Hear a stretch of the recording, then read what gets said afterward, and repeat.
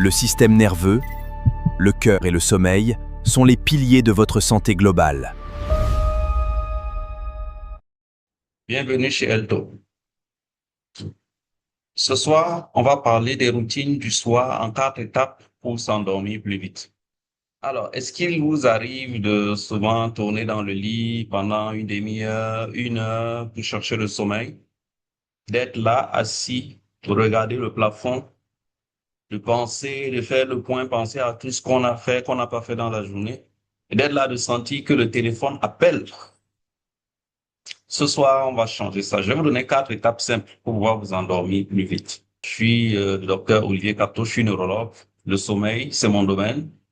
Et je vais vous montrer des mécanismes qui sont biologiques réels pour pouvoir documenter ces méthodes. La toute première méthode dont on va parler, il est question de tamiser la lumière. Il faut le faire au moins 1 heure avant de dormir. C'est diminuer dans la chambre ou même au salon la lumière, éteindre les lumières vives et ne laisser que des lumières tamisées. Et pourquoi? Notre cerveau a une hormone qui déclenche le sommeil. On l'appelle la mélatonine. Donc, qu'est-ce qui se passe lorsque les lumières sont trop fortes? Et les lumières fortes, les éclairages forts, ou même surtout les lumières des portables, des écrans, ça bloque la production de mélatonine. Donc, la mélatonine, si on prend la mélatonine comme un chef cuisinier, la lumière forte, c'est comme quelqu'un qui entre dans la cuisine, qui éteint tout. Donc, le chef ne peut plus travailler, notre sommeil ne peut plus être bien cuisiné. Donc, ce qu'il faut faire, et 1 à 2 heures avant de dormir, on éteint tout ce qu'il y a comme lumière forte, on laisse une lumière plus douce, plus tamisée. Donc, ce qui se passe? Nos yeux envoient le signal au cerveau que, la nuit arrive, la mélatonine commence à monter et le sommeil vient un peu plus naturellement. Ça coûte 0 francs et l'effet est immédiat dès les premiers soirs. Et la deuxième étape qui découle de la première, c'est arrêter les écrans.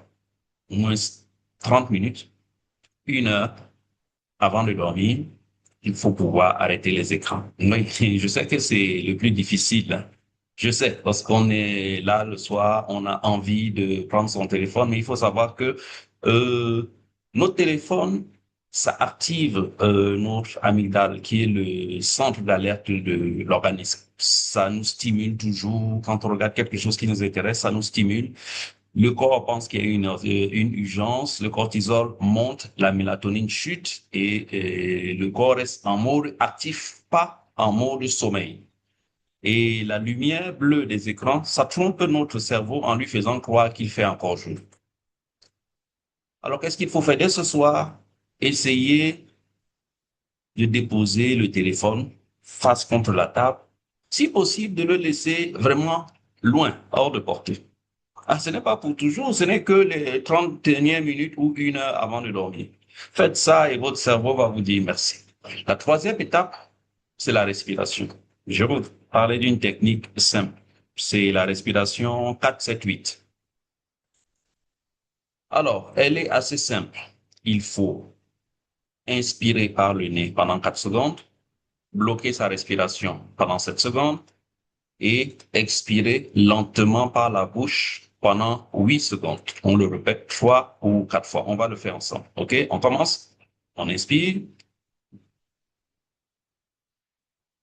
On bloque.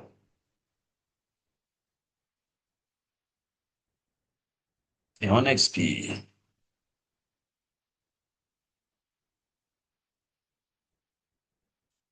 Et vous le répétez ainsi 3 ou 4 fois. Il faut savoir que cette méthode aussi peut vous aider à relaxer au moment où vous êtes très énervé et très en colère.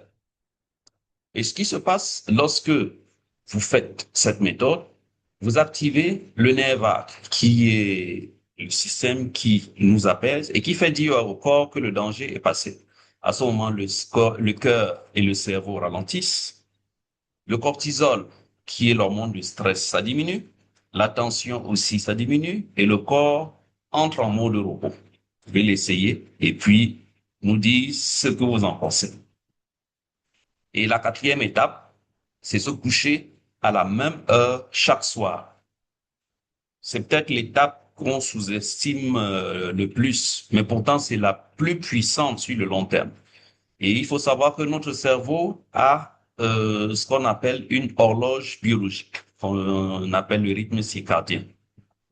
Donc, cette hormone régule notre endormissement, notre réveil. Donc, quand on se couche à des heures différentes, parfois à 22 heures, parfois à minuit, parfois 1 heure, le cerveau est perdu, l'horloge est perdue, elle ne sait plus à quel moment et il faut lancer la mélatonine.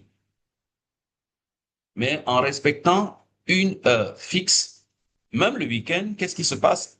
À l'approche de cette heure, votre cerveau, il anticipe. Il prépare le sommeil avant même que vous arriviez au lit. Donc, essayez de choisir 1 heure. Même si on est couche tard, choisissons déjà 1 heure précise à laquelle se coucher. Respectons-la pendant 21 jours d'affilée et le résultat va vous surprendre.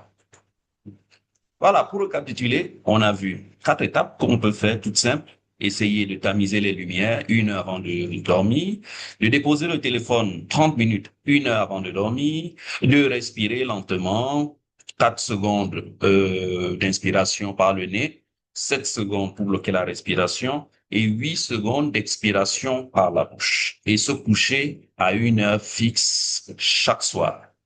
Tout ça, c'est simple, c'est gratuit, c'est essayable dès ce soir. Alors, dites-nous laquelle de ces étapes vous marque le plus. Prenez soin de vous et n'oubliez pas que comprendre sa santé, c'est déjà se soigner.